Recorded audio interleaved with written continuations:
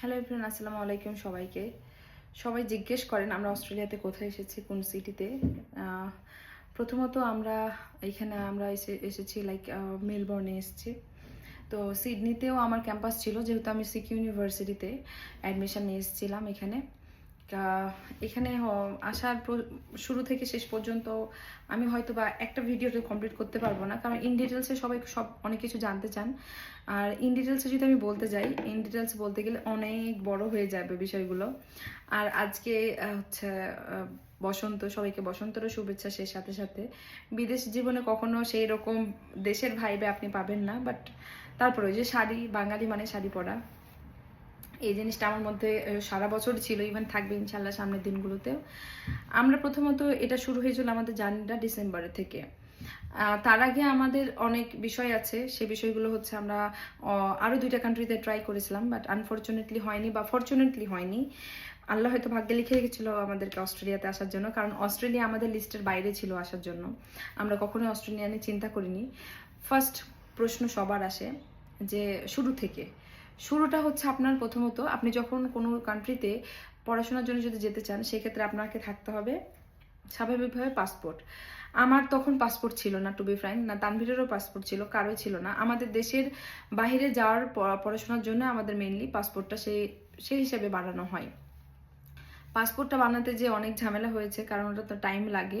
So কারো যদি emergency মনে হয় যে লাগবে, ইমার্জেন্সি আবার দিয়েও দেয়, ইমার্জেন্সি অ্যাপ্লাই করা যায়। সো আমি ওটা বলবো যে আপনাদের কারো যদি না থাকে সেটা, আর যদি থেকে থাকে রিনিউ করাই নেবেন, যদি মানে ডেট এক্সপায়ার্ড হয়ে যায় পাসপোর্টের। তারপরে ফার্স্ট আপনার তালা চাবি লক খুলবে কোথায়? লকটা খুলবে আপনি আইএলটিএস পরীক্ষা দিলে। আইএলটিএস পরীক্ষা আপনাকে দিতে হবে। আমি যেহেতু মাস্টার্সে এসেছি, তাই আমি মাস্টার্সের কথা বলতে পারবো।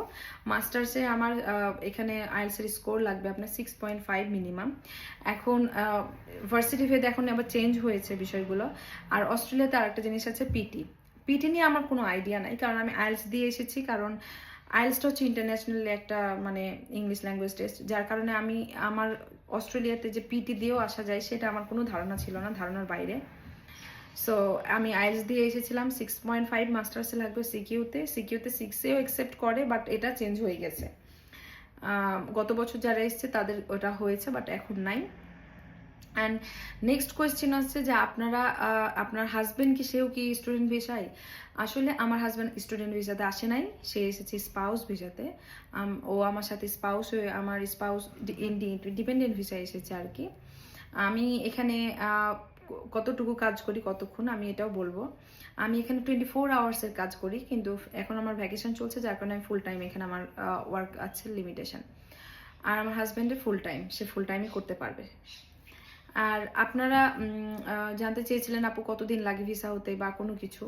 এখন মেন কথা হচ্ছে, আমি যখন কাজ শুরু করি এখানে অনেক প্রসেসিং আছে, ব্যাংক থেকে শুরু করে আপনার যাবতীয় কাগজপত্রগুলো সব কিছু। বা আমার কিন্তু এতটা জানা ছিল না যে আমি যখন অস্ট্রেলিয়াতে অ্যাপ্লাই করব, সেখানে অনেক ইন ডিটেলস আপনার সয় সম্পত্তি, টাকা পয়সা, অর্থের ব্যাংক ব্যালেন্স, এত কিছু লাগবে দেখানো, বা এত কিছু তাদেরকে শো করতে হবে।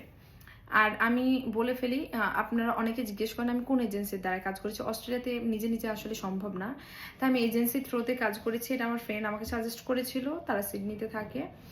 তো আমি পিএফইসি গ্লোবাল থেকে আমি কাজ করে নিয়েছিলাম। আমার কাউন্সিলর ছিল সুমাইয়া আপু।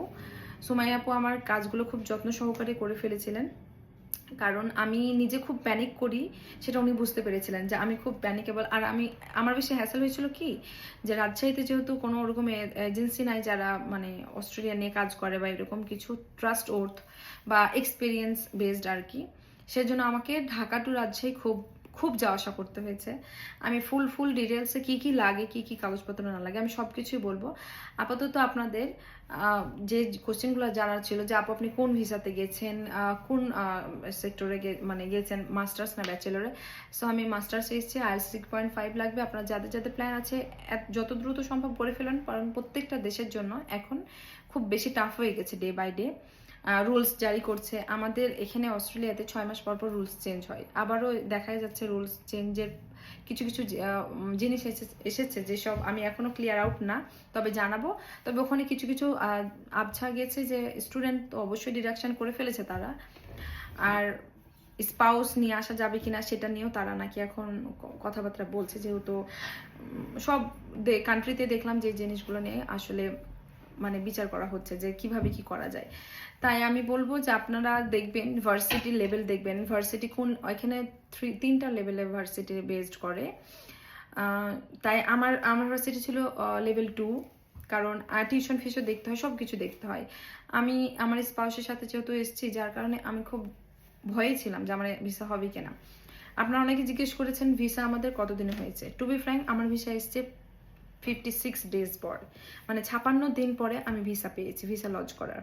এটা লং টাইম, বাট এটা লং টাইম হওয়ার সাথে সাথে আমার প্যানিক অ্যাটাকটাও মনে হচ্ছিল, মানে প্যানিক অ্যাটাক তো করি না, বাট এত প্যানিকেবল হচ্ছিলাম বিষয় মানে বলে বোঝানোর না। কারণ অনেকে শুনছিলাম যে লেভেল অনুযায়ী, ভার্সিটির প্রোফাইল অনুযায়ী স্বাভাবিকভাবে আমার থেকে আরও অনেকেরই প্রোফাইল হাই থাকতেই পারে, ইটস জেনুইন। যার কারণে তানভীর আর আমাদের যাবতীয় যা যা মানে কাগজপত্র চেয়েছিল সব কিছু দিয়েছি। আর আপনারা যদি এই কাগজপত্র কি কি লেগেছে না লেগেছে, এগুলো ডকুমেন্টসগুলো বিশেষ করে আমি এগুলো নিয়ে যদি আমি কথা বলি, তাহলে এটা কথা বলতে গেলে আমাকে আর একটা ভিডিও মেক করতে হবে, কারণ আমি ইন ডিটেলসে স্বাভাবিকভাবে বলতে চাইবো। আচ্ছা, আমি বলবো না, কারণ আমাকে অনেকে জিজ্ঞেস করেন, অনেকে টেক্সট করেন। আসলে মানে মেন কথা হচ্ছে যে এত কিছু একসাথে বলা ফোনে সম্ভব হয় না। বাংলাদেশের টাইম, আমাদের টাইম এখানে 5 ঘন্টা ডিফারেন্স, যার কারণে অনেক বেশি প্রবলেম হয়। কাজে থাকি, এনার্জি থাকে না কথা বলার ওই রকম, বা সময় থাকে না, বা ভয়েস নোট মানে করারও, সেন্ড করারও। সো আই হোপ আপনারা এই 3-4টা কোশ্চেন যারা মোস্ট জিজ্ঞেস করছিলেন তাদেরকে আমি বলে ফেললাম।